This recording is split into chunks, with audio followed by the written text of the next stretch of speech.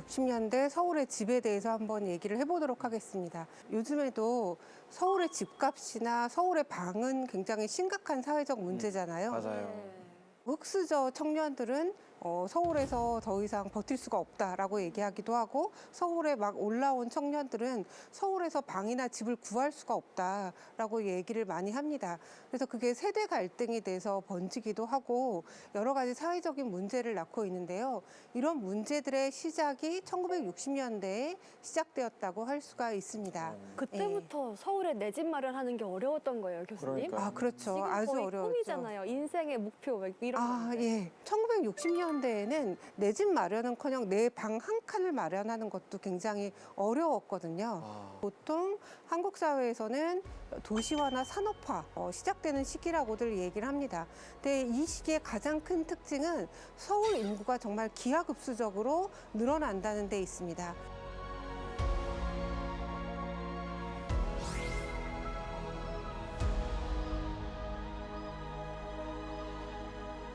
그래서 사람들이 계속 시골에서 도시로 향한다는 그 이촌향도 현상이 일어나게 됩니다. 그런데 서울이 그 당시에 그럼 그 많은 사람들이 지금과 같은 크기의 서울에서 살았냐 하면 그렇지는 않았거든요. 근데 지금의 서울 크기가 확정이 된 건 1963년 1월 1일입니다. 그 이전에는 서울의 크기가 훨씬 더 작았어요. 가운데에 주황색 이렇게 원 같은 게 보이시죠? 예. 서울 지도에서 가운데 동그란 원처럼 돼 있는 게 과거 한성의 크기입니다. 한양의 크기예요. 그러다가 그게 점점 더 늘어나서 그 사대문 주변으로 해서 용산까지 확장되는 게 1910년대고 1930년대의 대경성 계획을 통해서 좀 늘어나는 어떤 시기가 있습니다. 한강 이남의 영등포나 이런 데도 처음으로 서울에 포함이 되고요. 그래서 1963년에 지금의 서울과 같은 크기로 행정구역이 확장되면서 비로소 오늘날과 같은 크기의 서울이 형성되었다고 할 수 있습니다. 저도 막 사대문 얘기 많이 들었는데 지금 지도 보니까 정말 옛날에는 그냥 서울, 한양, 서울이었다면 지금은 서울 이렇게 되는 거죠.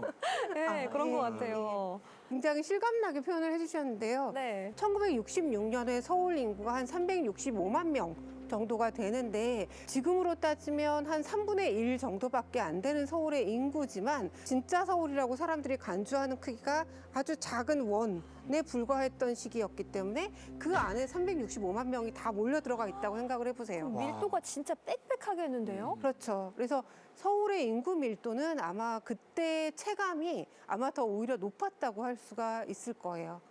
조금 더 서울의 모습에 대해서 구체적으로 들어가 보기 위해서 제가 오늘 몇 가지 소설에서 중요한 구절들을 뽑아왔거든요. 문학을 전공하신 한가연 아나운서님께서 소설 속의 몇 구절들을 한번 읽어주시겠어요? 그럼 제가 좀 읽어볼까요? 예, 예. 네. 갑자기 선생님이 시키는 학생 같아요. 네. 일어나서 읽어야 되는 거 아니에요?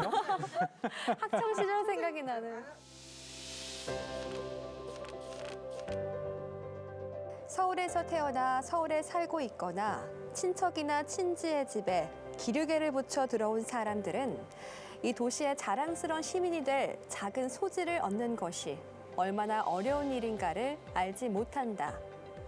그러다 기댈 만한 친척이 없이 사골세빵 한 칸 얻어 살 돈 마련도 없이 이 자랑스러운 도시의 자랑스러운 시민이 되고자 하는 욕심 하나로 무작정 서울역을 내려서 버린 사람들은 그것이 얼마나 힘든 일인가를 알게 된다. 자기 한 몸뚱이 깃들일 곳을 위해서는 이 도시가 얼마나 비좁고 매정스러운 곳인가를 배우게 된다. 1965년에 해당하는 부분입니다. 연보 중에서도. 왜냐하면 이때 이청준이 대학을 막 졸업을 하고 고향으로 다시 돌아가야 되느냐 아니면 서울에 계속 남아야 되느냐를 고민을 할 시기였는데 서울을 벗어나서 고향으로 내려가고 싶지 않았던 거죠. 반드시 서울에 남겠다. 그리고 원래부터 서울에서 살고 있었던 사람들은 얼마나 그게 복받은 것인지 잘 알지 못한다라고 하는 의미로 이 얘기를 썼던 거죠. 연보 거의 전체가 서울에 남고 싶다, 서울에 살고 싶다. 몇 년도에는 서울의 어떤 집에 몇 평짜리 집에 월세는 얼마였으며 내가 살던 집의 평수는 얼마였다.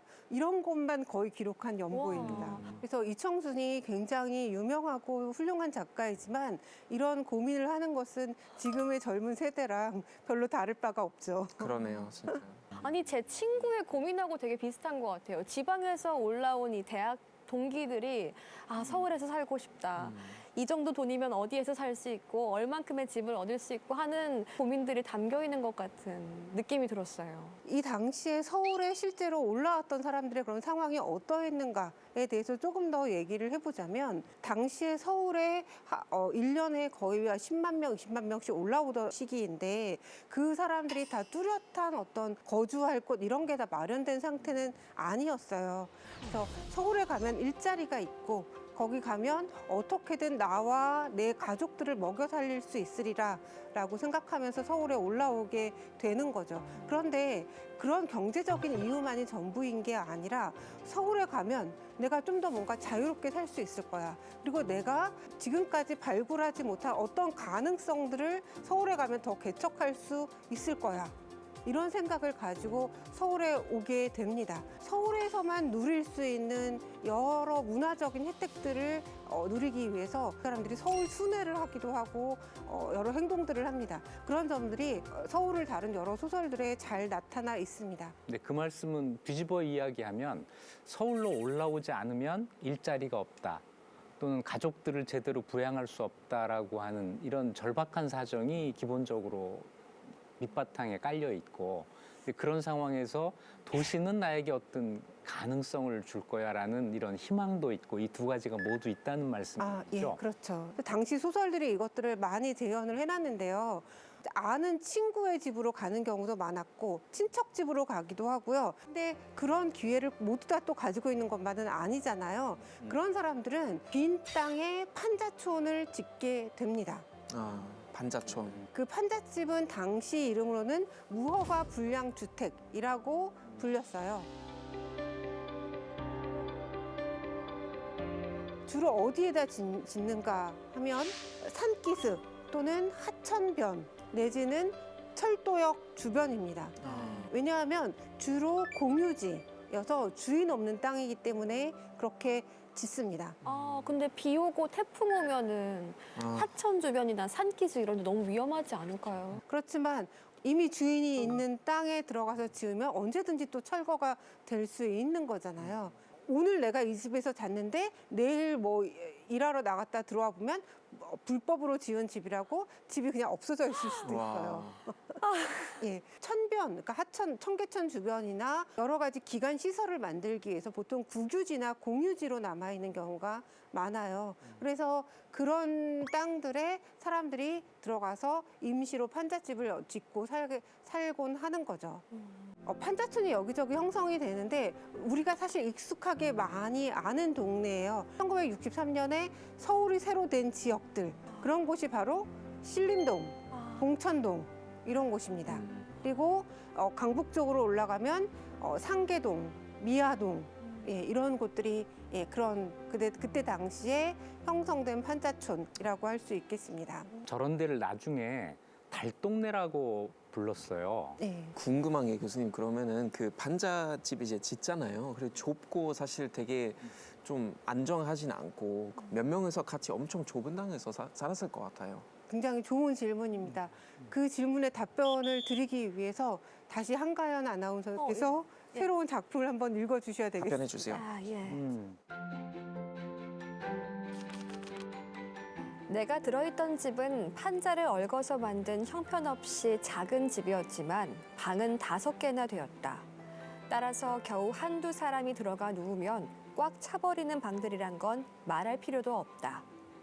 그중에서도 좀 더 넓고 채광도 좋다는 방을 주인 식구가 차지하고 있고, 그리고 유리창, 그 유리창이란 게 금이 가고 종이가 오려 발라지고 더러웠지만 이 집에서는 유일한 유리창이었다. 이 달린 방에서는 50쯤 나보이는 깡마르고 절름발이인 사내가 10살 난, 10살이라곤 하지만 영양실조 등으로 볼이 홀쭉하고 머리만 커다랗지 몸은 대여섯 살 난 애들보다 더 작고 말라 비틀어진 딸을 데리고 살고 있었다. 그리고 나머지 방들 중에서 한 방을 40대 맞벌이 노동자 서 씨가, 그리고 한 방을 내가 차지하고 있었다. 서울대에 입학해서 창신동에서 하숙을 하게 됩니다. 직접 자신이 하숙을 하면서 체험했던 방에 대한 묘사가 역사라고 하는 소설에 담겨 있습니다. 좁은 방은 한 방에 한 명씩 살기도 하고요. 어떤 경우에는 아주 좁은 방에 한 5명 식구가 함께 살기도 합니다. 그러니까 정말 열악한 상황이었다고 보실 수 있겠습니다. 당시 그냥 판잣집이라고만 얘기를 하는데 소설 속에 이렇게 판잣집에 대해서 상세하게 묘사가 나와 있는 거는 매우 귀중한 사료라고도 저는 생각을 합니다.